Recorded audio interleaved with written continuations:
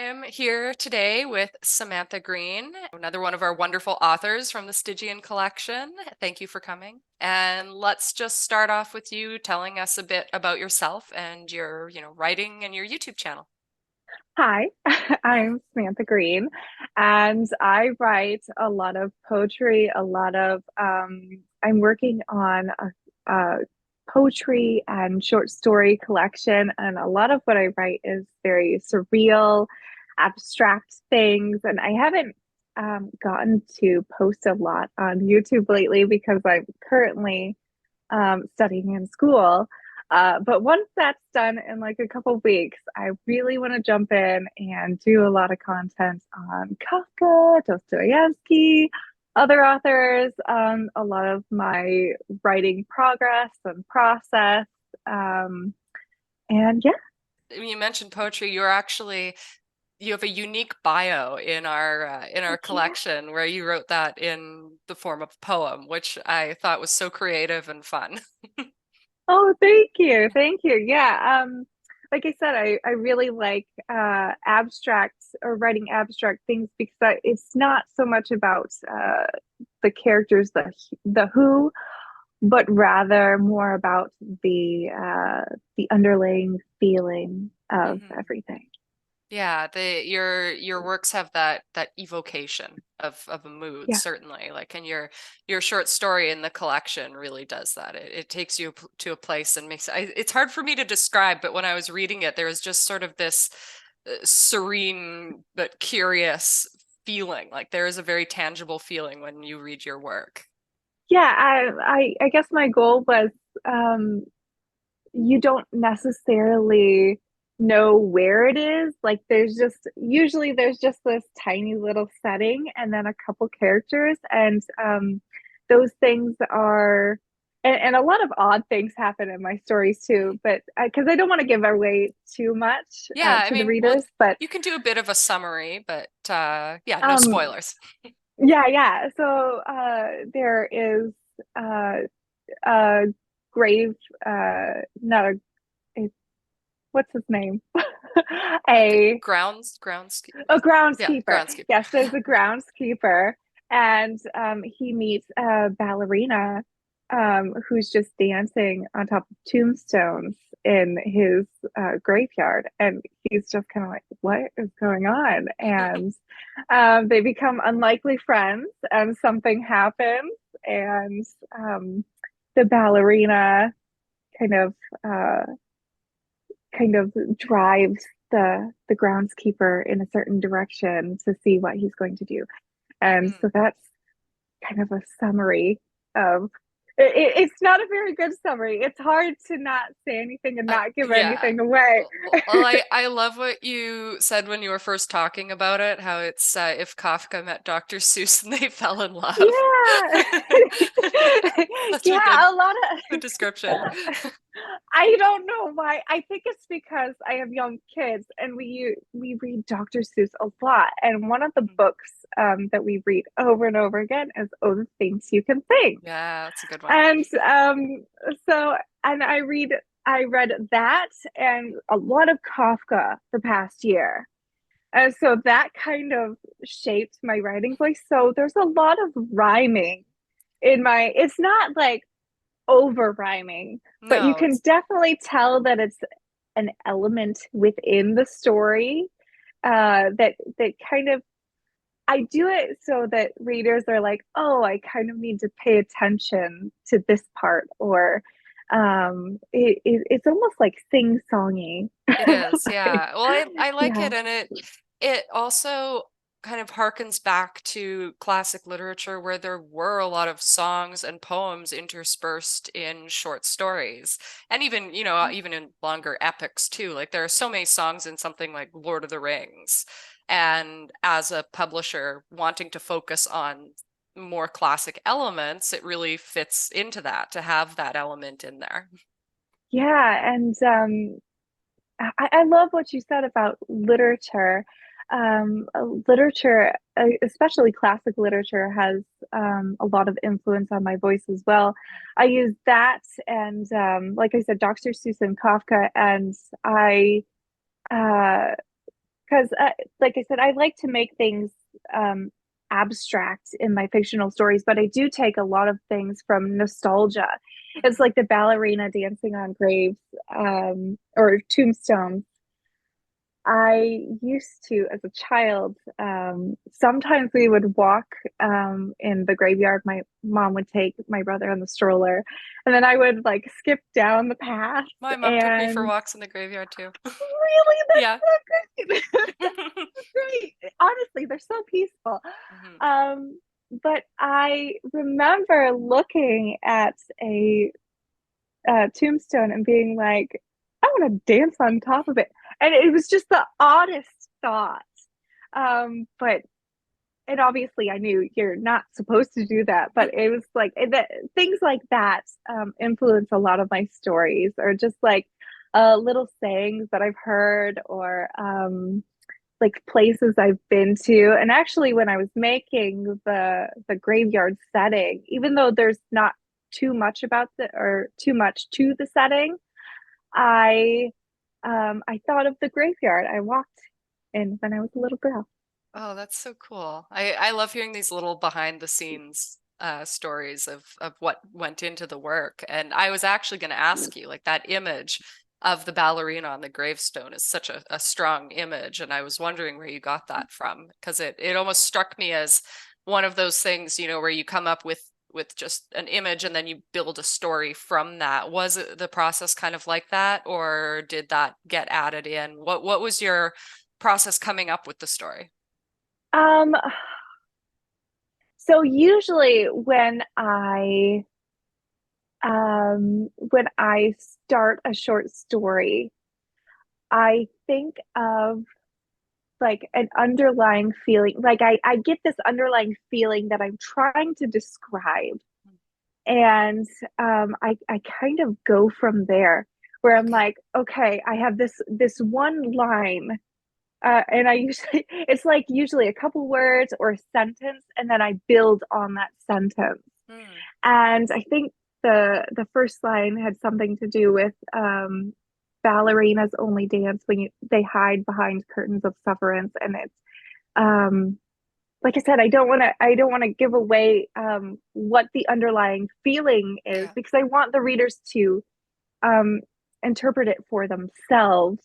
But that was kind of my idea behind it, and where that sort of came up from. I always want, I have this like very complex feeling I'm trying to describe Yeah. to the readers.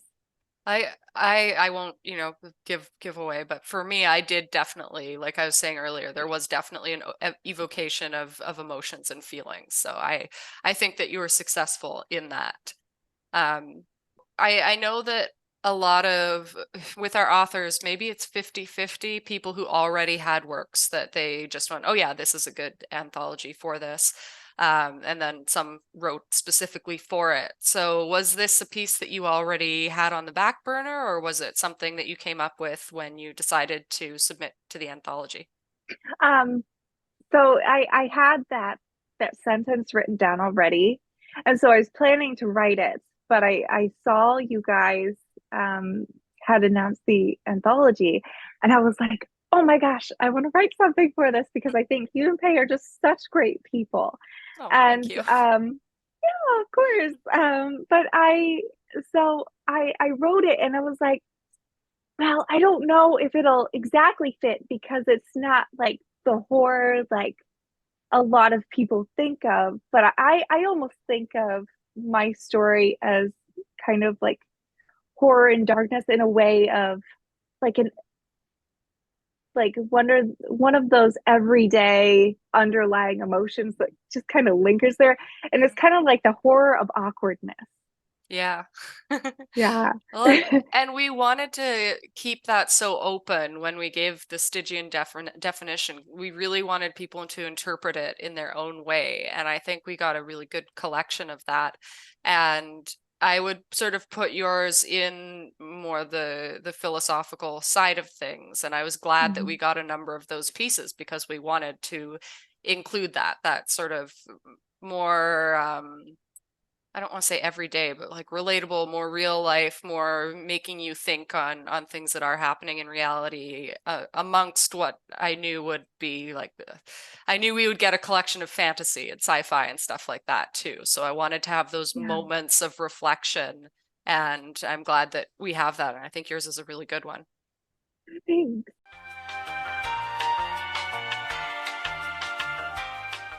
We had touched base a bit on YouTube in your introduction, and I know that you've been a bit behind with posting recently because of, life Yeah. commitments. But what themes do you usually explore on your channel, and are they, related to what you wrote? Well, I do a lot of poetry where I will actually turn poetry into songs. And so I find that a lot of fun. And I've done a couple short stories on my channel. But recently I've started, in the past year, I started really analyzing a lot of books and interpreting how I, or what the underlying theme I can find in them. Like I said, a lot of Kafka. There's a lot of Kafka. If people like Kafka, then my channel is for you. The Kafka channel. The Kafka channel, yes. As a creator on YouTube and also a writer, and you're in school and doing a million things, parenting, how do you balance your schedule? How do you get everything done? How do you still remain creative within this? I balance it and I don't balance it. Because when I write, I just kind of write when I can. And I'm not one of those people where I sit down and I'm like, I'm going to write at this time Mhm. every day, or I'm going to write every day. Sometimes I will just write like a short story a week. Like I'll just sit down for a few hours and write something small. And I've kind of learned to be okay with that. And I think I'm that's like, good. okay, it's okay that that my collection's not going to be done for at least another year. It's okay. Like, um, especially because I do have younger children, so it is hard to balance those creative parts of me, Mhm. and so I just do what I can, honestly. I So do what you, I can, but once I'm done with school, then I can do a lot more writing, a lot more YouTube stuff because I really want to come back to YouTube and make. Um, I really want to make a big long analysis Kafka video, and I'm so excited about that. But that's going to take forever to edit. oh, that'll be great though. Mhm. But yeah, it's hard because as a creative person, a lot of the time you're like, okay, when the muse comes to me, I'll be able to do something. But when you have that So many demands, the muse sometimes has to take a back seat. yeah, what I do is I usually I take my phone or I take a notebook and I write down a couple words and I'm like, okay, if it's meant to be, then it's gonna stick with me and I'll Yeah, know what those words mean. yes. Who did I discuss? I was discussing exactly that with someone else about, if you have an idea in the middle of the night or something, it's like, okay, if I remember this in the morning, then it's good. Then it's Yeah. something I should still work with. Like if it goes away, then it wasn't meant to be. Yeah, and actually I when I had just watched Oppenheimer, Mm. I thought of three words that I was like, "Oh my gosh, this inspires me for like how I want to make this short story go." And it was just three words that I needed to kind of like put me in the right direction. Yeah. My dad has a cool story about someone that he worked with in an art studio where they had hired this guy to, collaborate with them, and they were doing comics. And he had this, the canvas in front of him, and he just wasn't doing anything for days and days, and everyone would be coming into work and everyone else would be working and this guy wasn't. And the other guys in the studio were kind of like, brought him in, what's he doing? And one day someone walked by and just like put a line on his canvas, just a line of pencil, and then he just started. And then they knew that that's what you Oh, always had to do. He needed something, some little thing on there, and then he was off. But until, like, when he just had that blank canvas that he was staring at, he couldn't do anything. yeah. Yeah, and I guess that makes sense because with my short stories and with the ballerina, I just started with that one little sentence and then I was Mhm. like, all right, I'm good. I can do it. Yeah. Actually, can you share an anecdote or a memorable experience related to the process of writing your story? Oh gosh. Um there were a lot of tears in the middle of the night, I guess. Oh. And then like it was just when I write, um usually it's just like that feeling coming out that I'm trying Mhm. to write. So it was like I guess that's like the memorable experience that comes from writing that story. I'm a very emotional person. Like if you ask anybody, they'll be like, "Oh yeah, she wears her heart on her sleeve." Like so that I definitely remember those processes when I write my stories. I'll be like, "Oh, that's like that story made me feel a certain way when I was writing it." I think that's a really good quality to have as an author, because then, like, the more you're feeling while you're in that process, the more you're going to make Mm-hmm. other people feel. And I've personally struggled with that a bit because as I got older, I became a lot more like linear and logical. And I've been trying to rediscover that because I remember when I would write when I was a kid or like 14 years old, I was so into it and so emotionally like committed to what I was doing that sometimes I would, wake up in the middle of the night and sort of have vivid visual dreams of my characters and stuff. So I think that if you can still be tapping into that, then that's such a Mm-hmm. good thing. Oh, thank It's you. important. I it's a blessing and a curse Yeah. because I Yeah. do wish I had more linear logical ways of going about writing because it's really all over the place. Well, it can help with scheduling, definitely, and Hmm. and plotting, but then when you get in there, it's like, okay, I have to sit down and I have to get out of that and try to feel and be more emotional. So Yeah, it's good actually, when it can just flow. one of the best things I've learned to do when I'm feeling really stuck in writing something, I tell myself, Sam, you need to just do nothing at all. And you just need to sit there and forget about it and Mhm. do something that is fun and inspires you, and it'll come back to you. Yeah. And that's exactly what happens most of the time. And so I've kind of learned to like flow and let go a little bit. That is a good thing because so many like we're always doing something, right? Mhm. We're always sort of locked into this and like, okay, I have to finish this. I have to do this. So removing yourself from that for a bit is very good for your mental health and your Yeah. creativity.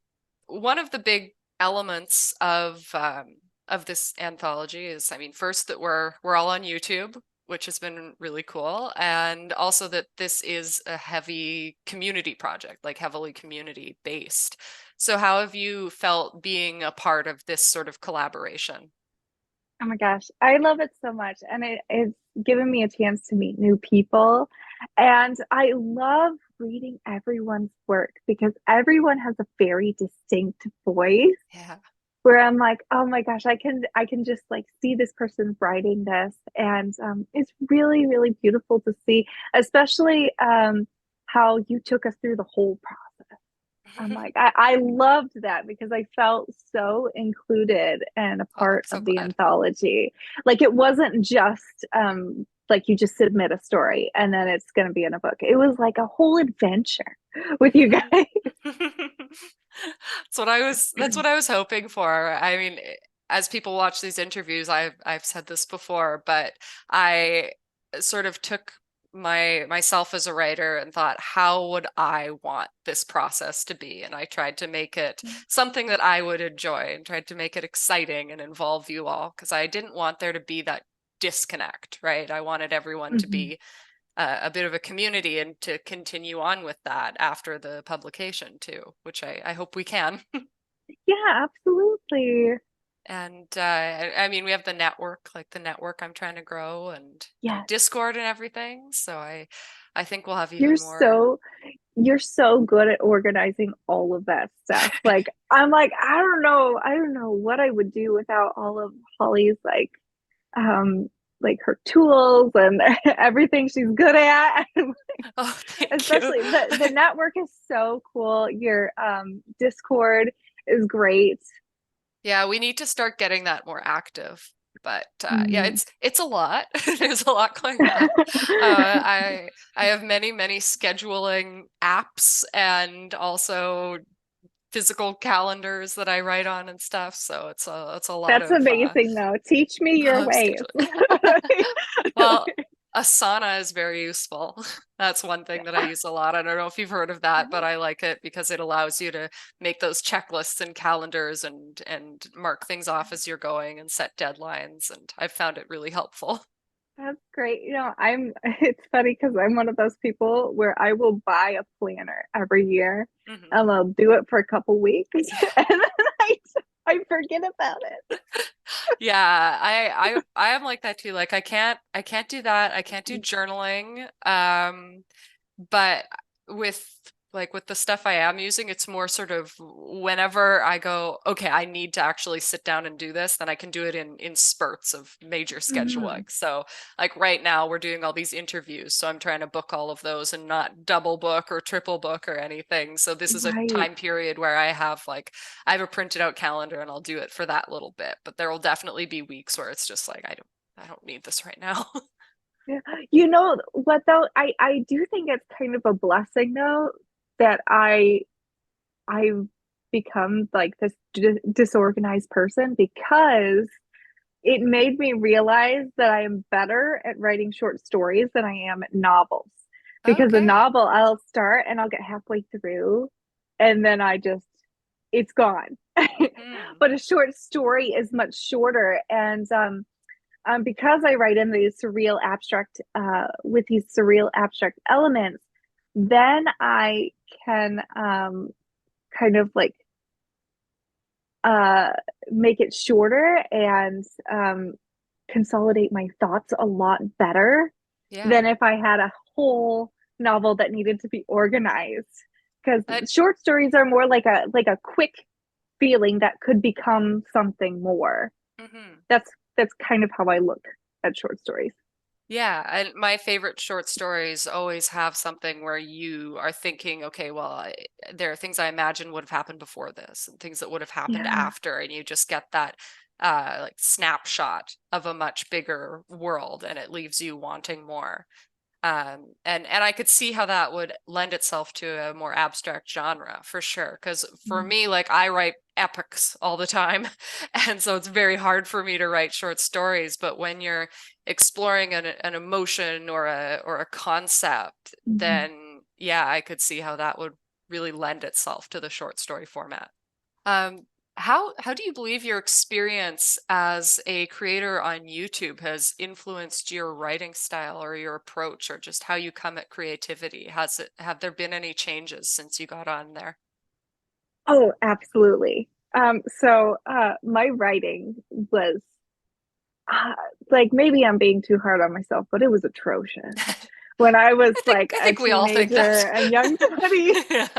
But I feel like meeting different people on here has really and becoming friends with a lot of people on here has really helped influence my voice because a lot of people will recommend these books to read or oh gosh, I remember like actually Pei was the one who recommended Kafka and the It's all his fault. metamorphosis became it's all his fault. The metamorphosis became one of my favorite stories, and I didn't Hmm. realize that that's what would influence my writing style. So, Hmm. like him and OG Rose, they've really helped me because watching their videos and being inspired by them and being inspired by other people I watch too on here, it's really such an incredible community to be involved in because you meet so many great people. And actually, it's so funny.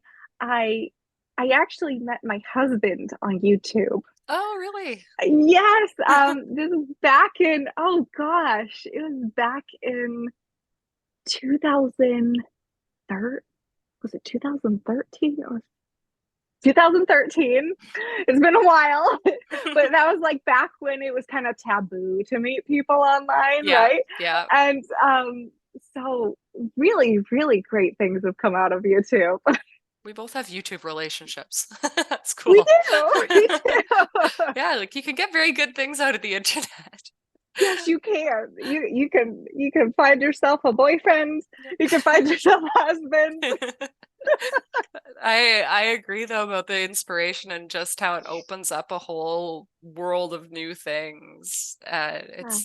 It's so cool. Like you meet people and you learn about stuff that you never would have learned about. Like I mean, I was just having a conversation with Bonsart, one of our other authors, and the amount of just historical things he was dropping into this conversation. Like when I finish my work today, I'm gonna just go and look everything up online, and I'm sure it's gonna inspire a million new stories. And just having that outlet for those things to happen is so cool. Yeah, absolutely. Oh my gosh. I love it all. So, as we head to the end of our interview, what are your hopes and expectations for the Stygian collection and how it will be received by readers? Oh my gosh. I'm so excited for people to read this. And I can't remember who was, but we already had a few reviews, and Yeah. it's just really exciting to see people excited about it and to read it.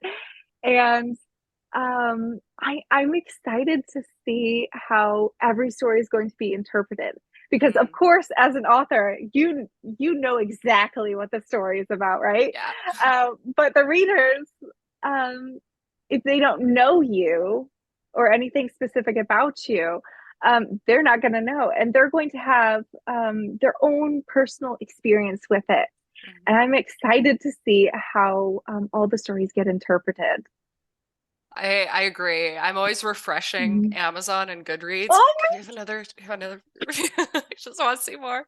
And I think we've had a sort of singling out of one of the stories, but I keep my, waiting. I would really love to see that for all of the stories, just to have some more yeah. specific comments. And I mean, it's nice to see commentary on the entire collection as a whole, but you Mhm. definitely want to see like, okay, yeah, but what did you think about my piece or this person's piece, Right. right? Right. And because it's funny because sometimes I put my poetry on Facebook, and so friends and family read it and they interpret it. And I actually had somebody interpret my poetry, and they were like, it's about this. And I made the mistake years ago of Uh-oh. correcting them. And I was like, oh no, this is what I meant by it. And they were like, no, this is exactly what it means. And It's like, did you write it? What? I'm like, all right. That's so weird. I So mean, I I've learned my lesson the hard way. I was like, you just gotta let people interpret it. So I'm excited to yeah, see it. that's the thing as a writer that you have to sort of accept when you put something out Mhm. in the world. And I mean as a visual artist too, because I went through fine arts and it sort of makes me think of doing critiques, right? So I've always been critiqued in all my creative stuff, so I'm very used Yeah. to it at this point. But yeah, sometimes, you'll have someone look at a painting and they're like, "Oh, you did this." And it's like, "No, but okay." Uh, but once you put your work out into the world, like it belongs to everyone and it doesn't fully belong to you anymore. And that's scary, Yeah. but also very exciting. It is scary, but sometimes it's funny because people will take your work in a really good way, and you were like, and it's like, yeah, yeah, that's totally what I Yeah, meant. yeah. Sometimes when they overshoot and they're like, "Oh, you had this background and you took this from there, and I can see this stylistic element," and I'm like, "None of that," but yeah, yeah. Absolutely, Like, yes, I that am was that totally smart. what I was going for. That's the It's like best you just possible have this. outcome. It's like sometimes they'll just have this simple little emotion, and then people like just overanalyze it, and I'm like, wow, that's great. I had that with one of my poems that's in the collection actually. I had a few people do sort of different looks into it. And since I use the word, like the name Dante in there, and I'm like, really, it's not that complex. Isn't it so fantastic though? Because it makes you realize that you had put so much more in the story than you thought you did. Hmm. And like there's a lot of subconscious that comes out in stories. Yeah, and it points to these common threads in humanity too, right? That you might Yeah. have come up with a similar idea to someone who you've never studied or read at all, and then it will make you want to go into that person's world more, and because like, okay, we had something similar going on here, and it's very interesting to see creativity work that way. Yeah, absolutely. Drawing to a close here, I always like to say, what are you working on now? Where can the Stygian viewers view your projects, and tell us what's coming next? But I'm still working. Listen, it's been like a year and a half, 2 years. It's been a snail project, but I'm still working on my poetry and short story collection, and I have about 10 short stories. I'm on draft two. I've got like 40 poems, and I'm really excited to put it together. It started out, my first draft was like 12,000 words, and now it's 25,000. All And right. I'm like, I don't know how that happens, but I'm very excited about it because once I don't know what I'm going to do with it exactly, but once I finish it, I'm excited to see how people are going to interpret it, and I'm very excited once I get back to YouTube to take people on that journey and kind of show them my blood, sweat, and tears that go into it. Of course, people don't really see all of it, but I like to give people little snippets to kind of like involve them in the process Mhm. of my work. So, And it's a great way for other writers to learn as well, just to see all mhm. those elements of what go into creating something. And Yeah, it's like those writing sprints yeah. where it's like you're just like my husband the other day he was like, so what is the point of a writing sprint? Like, what are they watching? And I'm like, it's like they put you on and you work together. You do something together. Right. It's productivity. It's helpful. I'm gonna have to get back into those soon. I've been putting them off on my Discord server. I feel so bad to start making Me schedules too. to Me do too. everything. And Yeah, you're working hard though. Like, give yourself a little pat on the back because you're doing great. And thank you. yeah. Well, on that note, I am really looking forward to seeing what you come up with and what you're going to post on your channel when you've got more time again. And I really want to read your poetry and your short stories, so I'm excited about that. Excited to share with you. So Yeah, and I'll post all your links in the description down below, of course. And thank you so much for joining me today for this conversation. It was a lot of fun. yeah, it was. Thank you so much for having me on. Yeah, and I'll give you back the rest of your day, and we'll talk again soon.